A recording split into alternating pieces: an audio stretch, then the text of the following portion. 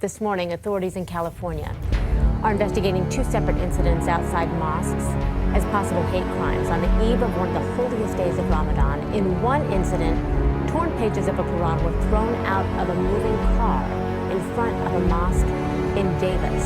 There was a second incident that a burned Quran filled with bacon found hanging by handcuffs. Now in Sweden, unrest has been reported in several towns for the third day running since Quran burnings caused riots over the Easter weekend. In the Swedish town of Norrköping, at least 3 people have been hit by police bullets during clashes between the police and the protesters. Violent clashes sparked across the Scandinavian country in recent days by plans of a far-right group publicly burning copies of the Quran. Every Muslim is a terrorist. Period. Right now. Shut your mouth. I don't want to hear your mouth. Oh.